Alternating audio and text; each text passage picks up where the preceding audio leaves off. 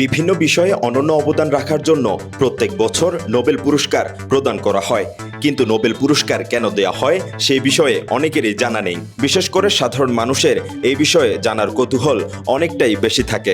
বিজ্ঞানের নোবেল পুরস্কার অর্জনে পেছনের গল্প তুলে ধরতে চট্টগ্রামে আয়োজন করা হয়েছে নোবেল বিজ্ঞান বক্তৃতা।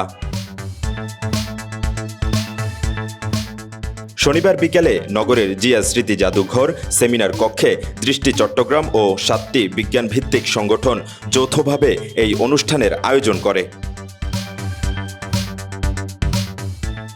অনুষ্ঠানে আগত গবেষণায় আগ্রহী তরুণ শিক্ষার্থীরা নোবেল বিজয়ীদের বিভিন্ন কৌশল অবলম্বন করে তা উদ্ভাবনী কাজে প্রয়োগ করার কথা জানান। এছাড়া শিক্ষার্থীরা প্রত্যাশা করেন ভবিষ্যতে বাংলাদেশ থেকে নোবেল পুরস্কার অর্জন করতে এটি সহায়ক ভূমিকা পালন করবে এবং গবেষণামুখী হবে।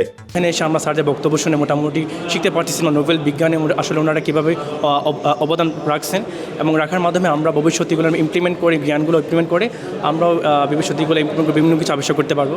একটি নোবেল পুরস্কার অর্জন করার জন্য কী পরিমাণ রিসার্চ এবং যা মানে টেকনিক ফলো করতে হয় সেগুলো সম্পর্কে আমরা মোটামুটি ধারণা লাভ করতে পেরেছি এবং আমরা একদমই স্টুডেন্ট হিসাবে এখন থেকে যদি এভাবে আরও এরকম কনফারেন্সের ব্যবস্থা করা হয় আমাদের জন্য, তাহলে অবশ্যই স্টুডেন্টদের জন্য সুবিধা এবং আমরা ওনাদের থেকে অবশ্যই কিছু অনুপ্রেরণা পেয়েছি এবং আশা করি সামনে আমরাও কিছু ভালো করতে পারবো এবং আমাদের দেশ থেকেও সামনে ইনশাল্লাহ নোবেল পুরস্কারের কন্টেন্ডার সৃষ্টি হবে ইনশাল্লাহ। যেটা দেখতে পাই সেটা হচ্ছে ঢাকায় অনেক বেশি এই ধরনের কনফারেন্স, এই ধরনের সেমিনারগুলো আয়োজন হয়। আমরা চেষ্টা করব চট্টগ্রামেও এই ধরনের আয়োজনগুলো যাতে বেড়ে যায়, তাতে আমাদের শিক্ষার্থীরা আরও বেশি গবেষণামুখী হয়ে উঠবে।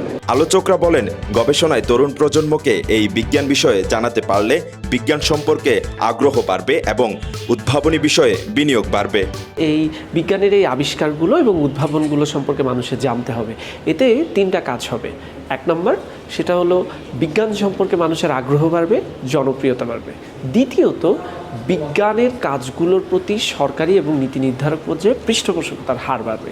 এবং তৃতীয়ত যেটা হবে সেটা হচ্ছে বিজ্ঞানীকে সমাজ মূল্যায়ন করতে শিখবে এবং একই সাথে আমাদের দেশ উদ্ভাবনের জন্য বিনিয়োগ করতে শিখবে। ওনাদের কাজ সম্পর্কে আমরা যদি ডেট জানতে পারি তাহলে আমাদের বিশেষ করে যারা ভার্সিটি লেভেল আছে তারা কিন্তু অনেক ইন্সপায়ার্ড হবে। হ্যাঁ, হয়তো আমরা সায়েন্সে নোবেল পেতে অনেক সময় লাগবে, বাট আমাদের এক সময় তো আমাদের স্বপ্ন দেখতে হবে। স্বপ্ন না দেখলে তো আমরা কখনোই পাবো না।